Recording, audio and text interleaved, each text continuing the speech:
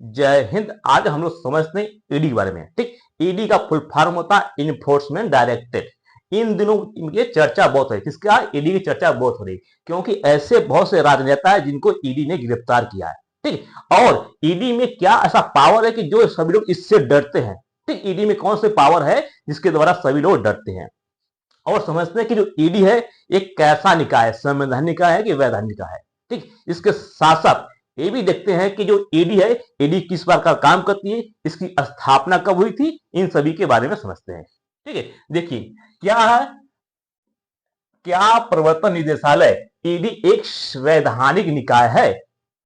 ठीक है, पहला क्वेश्चन है क्या ईडी जो है एक वैधानिक निकाय है? ईडी, ठीक, देखिए ईडी है एक वैधानिक निकाय नहीं है। क्यों नहीं है? क्योंकि इसका संविधान में उल्लेख नहीं है। ठीक, तो वैधानिक निकाय या संवैधानिक निकाय उसे कहते हैं जिसका उल्लेख संविधान में हो, उसके संवैधानिक निकाय या वैधानिक निकाय करते हैं। ठीक है, तो क्या ये जो ईडी है ये संवैधानिक निकाय नहीं है। ठीक है, इसके साथ साथ देखिए ईडी क्या, ईडी का फुल फॉर्म है इन्फोर्समेंट डायरेक्टरेट। ठीक, ये क्या, इसको हिंदी में बोलते हैं संवैधानिक जो निकाय नहीं है। कौन नहीं है? ईडी। ठीक, क्यों नहीं है इसके बारे में भी समझाएंगे। ठीक, ये काम किसके अंतर्गत करता है? ये वित्त मंत्रालय के अंतर्गत काम करता है।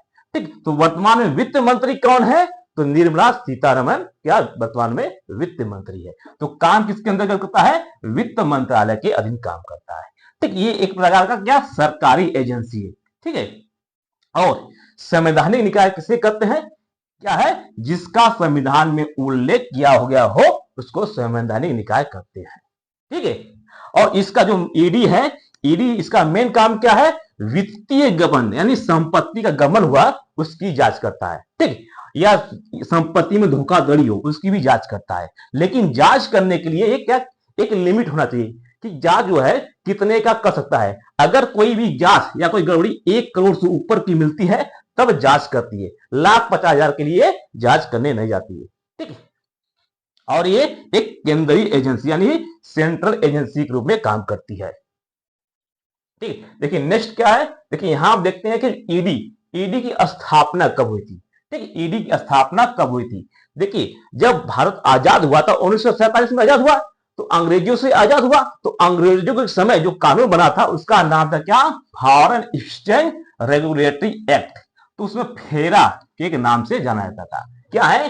फॉरेन एक्सचेंज रेगुलेटरी एक्ट, जिसको फेरा कहते हैं। हिंदी में उसका नाम था विदेशी मुद्रा नियमन कानून था। ठीक, ये क्या था? 1947 यानी अंग्रेजों के समय एक कानून था। और ये भी काम किसके अंतर्गत करता है? तो वित्त मंत्रालय के अंदर काम करता है। तो किसके अंदर? वित्त मंत्रालय। और वित्त मंत्रालय पूछिए कि कौन सा डिपार्टमेंट है, तो डिपार्टमेंट में कौन था? इकोनॉमिक अफेयर्स जो डिपार्टमेंट है इसके अंदर काम करता है। आर्थिक विकास विभाग के अंतर्गत ईडी काम करता है। ठीक है, अब देखिए ईडी की स्थापना कब हुई थी? देखिए ईडी की स्थापना 1956 में की गई थी। जब 56 में की गई थी इसका नाम था यू था। क्या था? You, enforcement unit. क्या नाम था? Enforcement unit. ठीक, हिंदी में बोलते हैं प्रवर्तन इकाई था। ठीक, इसका नाम था यू था। लेकिन उसके 1 साल बाद ही इसका नाम 1956 में यू से ईडी कर गया, यानी इन्फोर्समेंट यूनिट से इसका नाम ईडी कर गया, इन्फॉर्मेशन डायरेक्टरेट कर दिया गया। ठीक, तो 1957 में ठीक इसका नाम यू से क्या किया? इन्फोर्समेंट डायरेक्टरेट, प्रवर्तन निदेशालय कहा गया। ठीक, इसका काम क्या था? वित्त मंत्रालय के अंदर रेवेन्यू डिपार्टमेंट में था। किसमें था? राजस्व विभाग में इसका काम था। ठीक, राजस्व विभाग में। अब ये काम क्या करता था? ये तभी उसी में काम करने शुरू किया, यानी 1957 से लगातार ये किसमें काम करता? राजस्व विभाग में काम करता है। ठीक, वित्त मंत्रालय के अंदर जो आता है उसी के अंदर। इसका जो हेड क्वार्टर कहां, इसका जो मुख्यालय है, मुख्यालय कहां पर? नई दिल्ली में है। ठीक, इसके अलावा 4 और पार्ट इसके हैं जहां पर इसका क्वार्टर है। ठीक है, कोलकाता है, मुंबई है, चेन्नई और चंडीगढ़, 4 और है। तो कुल मिलाकर 5 है, जिनमें से नई दिल्ली हेडक्वार्टर, उसके आगे और 4 हैं। ठीक, कोलकाता, मुंबई, चेन्नई और चंडीगढ़। ठीक, इसका देखिए यहाँ पे मुख्य वाहन ध्यान दीजिएगा, इसका मुख्य कार्य क्या था? नशीली दवाओं पर या जैसे ड्रग्स होता है उस पर रोक लगाना या मनी लॉन्ड्रिंग पर बना। तो ईडी का जो इसको रखा गया था रेवेन्यू डिपार्टमेंट में, इसका मेन फोकस क्या था कि ड्रग्स, ठीक, जिसको ड्रग्स बोलते हैं, ड्रग्स की रोक का है, या ड्रग्स में जो नस्ली दवा आती है उनको रोकथाम करना। ठीक, उसको रोकने की क्षमता करना और मनी लॉन्ड्रिंग को करना, इसका मेन उद्देश्य था, यानी मेन कार्य ये था। लेकिन अब देखिए, अब यहां पे क्या है कि ईडी को ऐसा पावर क्या है कि इसके द्वारा सभी लोग डरते हैं। तो किन पावरों के द्वारा ईडी के द्वारा लोग डरते हैं? तो यहां पर क्या है, किन कानून के तहत काम करती ईडी? तो ईडी के पास 3 बड़े कानून हैं, ठीक, यानी इसके पास 3 बड़े कानून हैं जिसके द्वारा ये अपनी शक्ति का प्रदर्शन करता है और लोग इससे डरते हैं। ठीक, तो ये देखते हैं कि इसमें 3 पावर क्या है कि लोग इससे डरते क्यों हैं। ठीक है, देखिए पहला पावर क्या है, आप इसका पहला कानून क्या है, फॉरेन एक्सचेंज मैनेजमेंट एक्ट, जिसको फेमा के नाम से जानते हैं, फॉरेन एक्सचेंज मैनेजमेंट एक्ट, इसके अंतर्गत काम करता है। ठीक, और ये कब बना था, 1999 इसका अधिनियम पास हुआ था, लेकिन इसको लागू जून 2000 में किया गया था। ठीक है, ये क्या है, जो विदेशी मुद्रा है या विदेशी जो एक्सचेंज हो रहा है वो सही से हो रहा है कि नहीं, ऐसा नहीं, उसमें गबन हो रहा है। ठीक है, तो यहां पर क्या है, जो फॉरेन एक्सचेंज हो रहा है वो नियमों का उल्लंघन तो नहीं हो रहा है। ठीक, जो विदेशी मुद्रा का जो विनिमय हो रहा है वो सही से हो रहा है कि नहीं, या ऐसा नहीं कि नियम का उल्लंघन हो रहा है।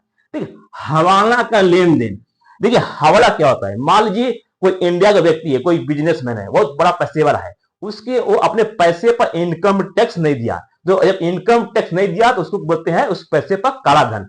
उस काले धन को व्हाइट करने के लिए किसी के मार्फत से या विदेश में किसी का संपर्क करके वो पैसा ट्रांसफर कर इंडिया में लाता, जिसको क्या बोलते हैं, मनी लॉन्ड्रिंग बोलते हैं या हवाला बोलते हैं। ठीक, तो हवाला क्या होता है, ब्लैक मनी को व्हाइट करके अपने देश में यूज करना, वो क्या होता है, हवाला करते हैं। ठीक, फॉरेन एक्सचेंज वायलेंस है या विदेशी संपत्ति को खरीदना। ठीक, अब जो ईडी है, ईडी भी ध्यान देती है कि जो भारतीय को है, अगर भारतीय विदेश में जमीन खरीदने हैं तो पैसा कहां से आया, इसको भी पता करते हैं कि पैसा सही इससे खरीदे कि नहीं। ऐसा नहीं है कि यहां से गलत कमाई किए हैं या पैसा बचाए हैं या इनकम टैक्स नहीं दिए और विदेशों में जाकर जमीन खरीदने, तो इस पर भी जांच करती है कौन, ईडी। ठीक है, देखिए दूसरा कानून इसका बहुत ही महत्वपूर्ण है, इसी के कानून के तहत सभी लोग डरते हैं। ठीक, जो डर है किसी के द्वारा, यही है। दूसरा क्या है, prevention of money laundering act.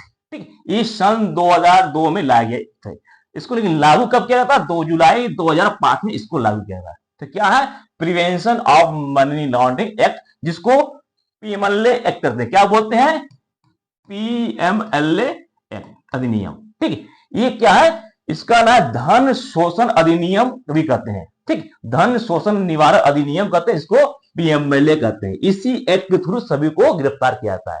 ठीक है, अब इसमें कोई व्यक्ति इंडिया में ही रहकर गलत तरीके से या गलत कोई अधिनियम बनाकर, गलत कानून बनाकर कोई पैसा जो वसूली करता है वो इसी के अंतर्गत आता है। ठीक, क्या है, PMLA, prevention of money laundering act. ठीक, इसका मेन काम क्या है, prevention of money laundering act 2002 सरकार के या कोई सार्वजनिक संपत्ति का प्राधिकरण है, अवैध रूप से उसका कोई आय नहीं दिया है या अवैध रूप से पैसा कमा रहा है, इस पर लाया जाता है। ठीक है, और इसके थ्रू कोई भी जमीन हो, ठीक, इसके अगर ईडी है तुरंत जब्त कर लेता है, अपने कब्जे में ले लेता है। अगर हो सके तो उसको जमीन को कुर्क भी कर सकता है, अगर उसके अच्छा पड़े कि जमीन को हम कुर्की कर दे, ठीक, तो कुर्क भी कर सकता है। ठीक, यानी जब्त भी करता है। ठीक है, मनी को जब्त करता है। ठीक है, और अपराध के खिलाफ मुकदमा भी चला सकता है, यानी इसके थ्रू ही आप पर मुकदमा भी चलाए। देखिए ये जो सेकंड है पीएमएलए, ये सन 2018 में और पावरफुल हो गया कुछ संशोधन करने पर। ठीक है, देखिए 2018 में पीएलए में संशोधन कर दिया गया। ठीक, पीएलए में संशोधन करने पर ईडी की जो शक्तियां और अधिक पावरफुल हो गई। ठीक, ईडी की पावर जो है और अधिक पावरफुल हो गई। ठीक, इसमें क्या था कि जो जमानत लेना और अधिक कठिन हो गया, यानी कोई किसी व्यक्ति को अगर गिरफ्तार कर लेती ईडी है तो उसको जमानत नहीं मिलती है। ठीक जी, आप देखे होंगे मनीष सिसोदिया, ठीक, मनीष सिसोदिया, अरविंद केजरीवाल, संजय राउत, इन लोगों को क्या जमानत मिली, नहीं मिली। ठीक, किस थ्रू गिरफ्तार किए थे, तो पीएमएलए एक्ट के थ्रू गिरफ्तार किए थे। देखिए अब यहां पे क्या है, गिल्टी अंटिल प्रूवन इनोसेंट। ठीक, संशोधन करके बना दिया गया है क्या, गिल्टी अंटिल प्रूवन इनोसेंट।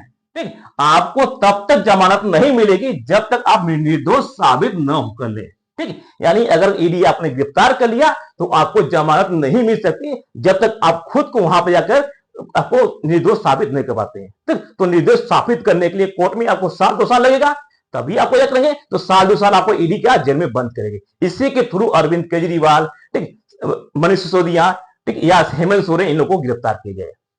जबकि बाकी कानून में क्या होता है, बाकी कानून में इनोसेंट अंटिल प्रूवन गिल्टी, ठीक, यानी साबित न कर पाते। तो यहां पर क्या है, दोषी साबित होने से पहले आप बेगुनाह है। अगर आपको कोई भी, जो बाकी कानून क्या है, अगर किसी द्वारा आपको क्या जैसे किसी के द्वारा आपको जांच के लेके पकड़ लिया जाता है, तो आप क्या निर्दोष हो गए, ठीक, आपको अपराधी नहीं माना जाएगा। लेकिन यहां पर क्या है, यहां पर जो है कहा गया है कि अगर आपको ईडी ने गिरफ्तार कर लिया तो आपको साबित करना पड़ेगा, तब जाके आप इनोसेंट साबित होंगे।